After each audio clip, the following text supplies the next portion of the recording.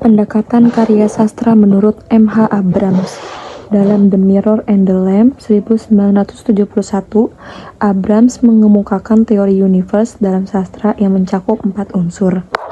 Ada karya sastra, pengarang, realitas sosial, dan pembaca. Berdasarkan ini, karya sastra dapat dianalisis melalui 4 pendekatan: ekspresif, mimetik, pragmatis, dan objektif. Pendekatan-pendekatan ini saling berkaitan dan menjelaskan hubungan antara karya sastra dengan pengarang serta pembacanya.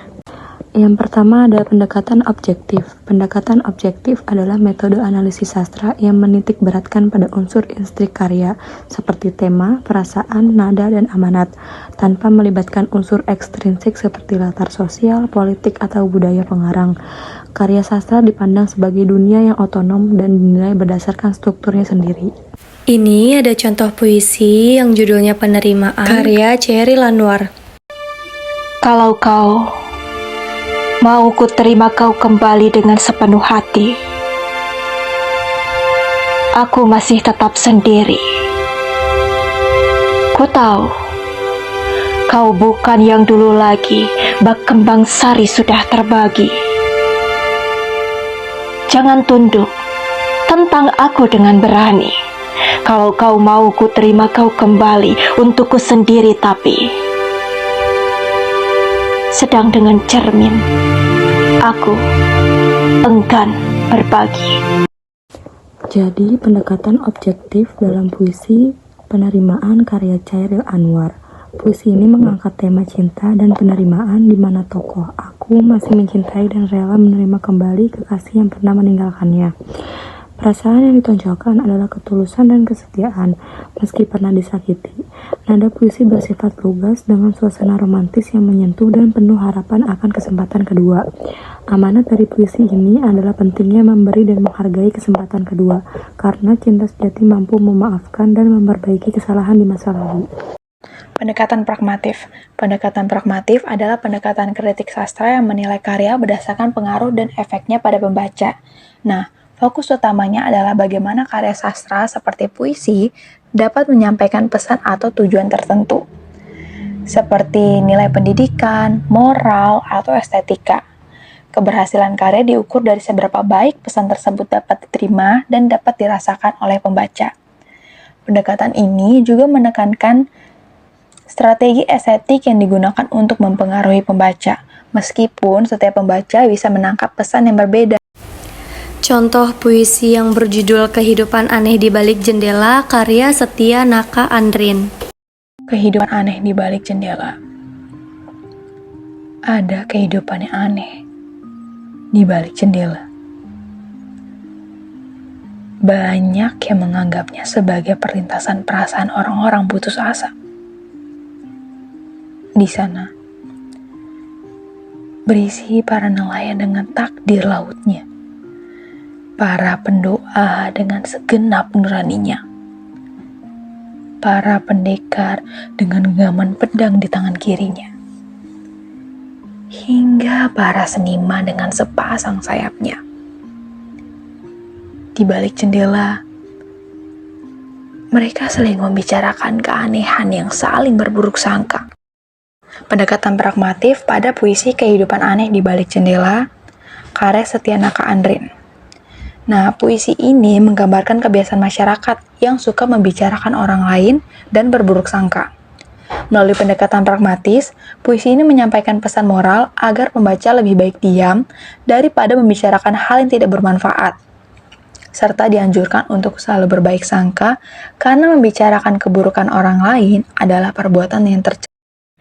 Yang ketiga ada pendekatan mimesis. Pendekatan mimesis adalah cara mengkaji karya sastra dengan melihat hubungannya dengan realitas atau kenyataan hidup. Berasal dari kata Yunani, mimesis yang berarti tiruan. Pendekatan ini memandang karya sastra sebagai cerminan kehidupan. Penerapannya melibatkan pemahaman latar belakang sosial, budaya, dan zaman saat karya tersebut diciptakan. Ini contoh puisi yang berjudul Senja di Pelabuhan Kecil, karya Chairil Anwar. Senja di Pelabuhan Kecil, karya Chairil Anwar. Buat Sri Ajati, ini kali tidak ada yang mencari cinta. Di antara gudang, rumah tua, pada cerita tiang serta temali, kapal, perahu tiada berlaut, mengembus diri dalam mempercaya mau berpaut. Gerimis mempercepat kelam, ada juga kelepak elang, menyinggung muram. Desir hari lari berenang, menuju bujuk pangkal akanan. Tidak bergerak, dan kini panah dan air tidur hilang ombak. Tiada lagi aku sendiri, berjalan menyisir semenanjung. Masih pengap harap sekali tiba di ujung dan sekalian selamat jalan. Dari pantai keempat, sedu penghabisan bisa terdekap. Jadi pendekatan mimesis dalam puisi Senja di Pelabuhan Kecil karya dari Chairil Anwar mempunyai 4 poin. Yang pertama, memahami ungkapan. Puisi Senja di Pelabuhan Kecil bernada muram dan sedih, terlihat dari ungkapan kesendirian dan kehilangan harapan. Yang kedua ada parafrase. Puisi diubah ke bentuk prosa tanpa mengubah makna agar lebih mudah dipahami. Yang ketiga ada makna, mengungkapkan kisah cinta penyair yang gagal, mencerminkan rasa duka dan kehilangan. Dan yang keempat ada kaitan dengan kenyataan. Puisi ini berdasarkan pengalaman pribadi penyair, diungkap secara kreatif lewat bahasa puitis. Lalu yang terakhir ada pendekatan ekspresif. Pendekatan ekspresif melihat karya sastra sebagai ungkapan pengalaman, pikiran, dan perasaan pengarang. Menurut Lewis, tahun 1976, pendekatan ini fokus pada diri penulis, imajinasi, dan pandangannya. Esten juga menambahkan bahwa pengarang harus memiliki daya kreatif atau kemampuan menciptakan hal baru dan daya imajinatif atau kemampuan membayangkan dan menggambarkan kehidupan. Keduanya menentukan keberhasilan karya sastra. Jadi, pendekatan ekspresif berpusat pada pengarang dan cara pandangannya terhadap dunia. Ini ada contoh puisi karya Chairil Anwar yang berjudul Doa. Doa karya Chairil Anwar. Kepada pemeluk teguh, Tuhanku, dalam termangu aku masih menyebut namamu. Biar susah sungguh mengingat kau penuh seluruh. Cahayamu panas suci, tinggal kedip lilin di kelam sunyi. Tuhanku, aku hilang bentuk, remuk. Tuhanku, aku mengembara di negeri asing. Tuhanku, di pintumu aku mengetuk. Aku tidak bisa berpaling.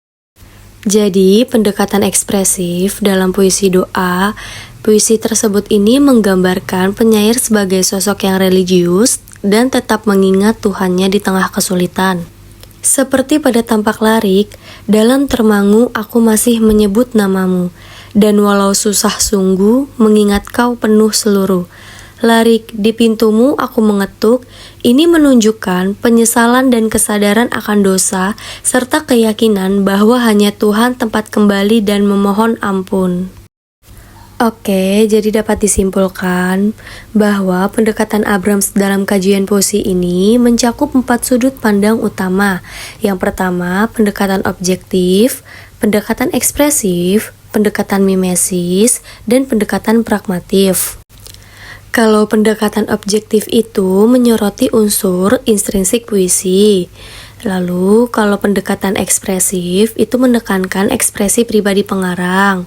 Berikutnya, pendekatan mimesis itu menghubungkan puisi dengan realitas sosial. Dan yang terakhir, pendekatan pragmatif itu fokus pada efek puisi terhadap pembaca. Nah, keempat pendekatan ini memberikan cara pandang yang menyeluruh dalam memahami puisi, baik dari segi bentuk, isi, nilai, maupun konteks sosialnya. Sehingga membantu pembaca menafsirkan puisi secara lebih komprehensif dan mendalam.